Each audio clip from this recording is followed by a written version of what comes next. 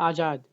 यह शब्द आते ही अपनी मूंछों को ताव देता वह नौजवान आंखों के सामने आ जाता है जिसे पूरी दुनिया चंद्रशेखर आजाद के नाम से जानती है।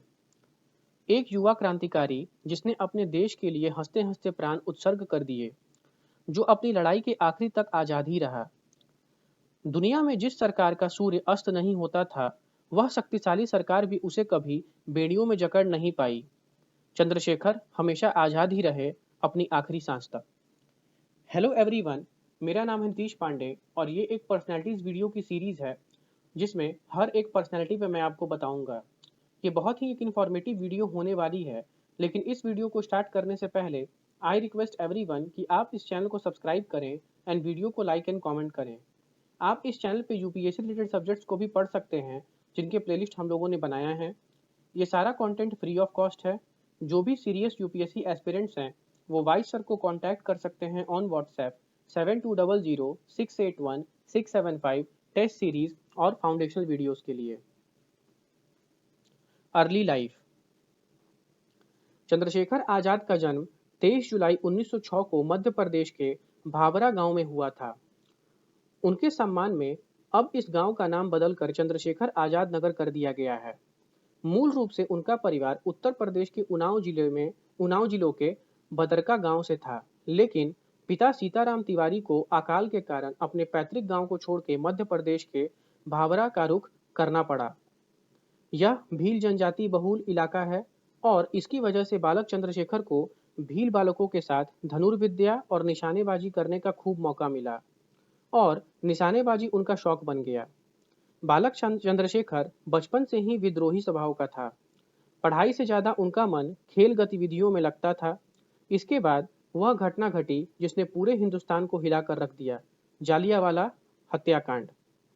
जालियांवाला बाग हत्याकांड ने बालक चंद्रशेखर को झकझोर कर रख दिया और उन्होंने ईंट का जवाब पत्थर से देने का ठान ली। Beginning of revolution. Jallianwala Bagh कांड के बाद चंद्रशेखर को समझ में आ गया कि आज़ादी बात से नहीं बंदूक से मिलेगी। हालांकि उन दिनों महात्मा गांधी और कांग्रेस का अहिंसात्मक आंदोलन अपने चरम पर था और पूरे देश में उन्हें भारी समर्थन मिल रहा था। इसमें हिंसात्मक गतिविधियों के पैरोकार कम ही थे। चंद्रशेखर आजाद ने भी महात्मा गांधी द्वारा चलाए जा रहे असहयोग आंदोलन में हिस्सा लिया और सजा पाई, लेकिन चौरी चौरा कांड के बाद जब आंदोलन वापस ले लिया गया तो आजाद का कांग्रेस से मोह भंग हो गया। चंद्रशेखर आजाद ने बनारस का रुख किया। बनारस उन दिनों भारत के क्रांतिकारी गतिविधियों का केंद्र हुआ करता था। बनारस में वह देश के महान क्रांतिकारी मनमथ नाथ गुप्त और प्रणवेश चटर्जी के संपर्क में आए। इन नेताओं से वे इतने प्रभावित हुए कि वे क्रांतिकारी दल हिंदुस्तान प्रजातंत्र संघ के सदस्य बन गए।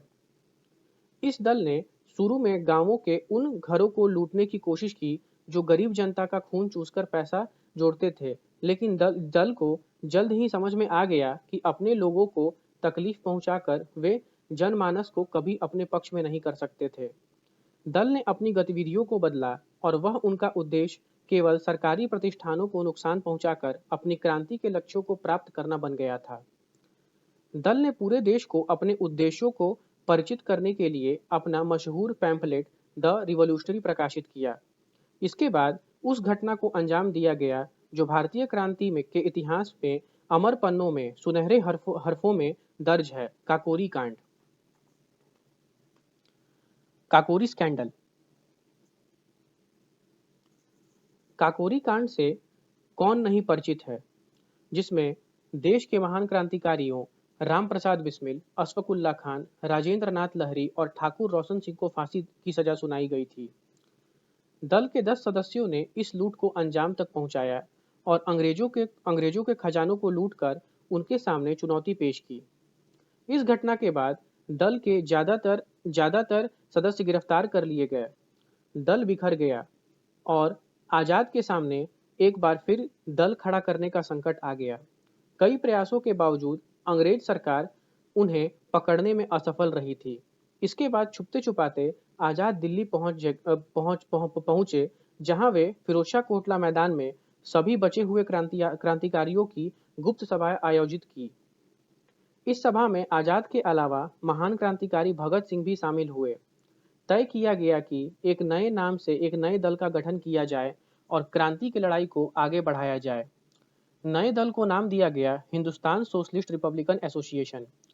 आजाद को इसका कमांडर इन चीफ बनाया गया। संगठन का प्रेरक वाक्य बनाया गया, हमारी लड़ाई आखिरी फैसला होने तक जारी रहेगी और वह फैसला है जीत या मौत। Alfred park and death.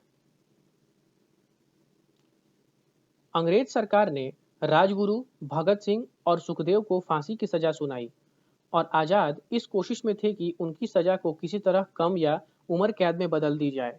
ऐसे ही एक प्रयास के लिए वे इलाहाबाद पहुंचे।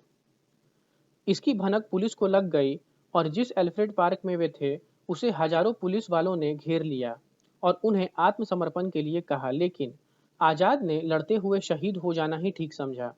उनका अंतिम संस्कार भी अंग्रेजी सरकार ने बिना किसी सूचना के कर दिया।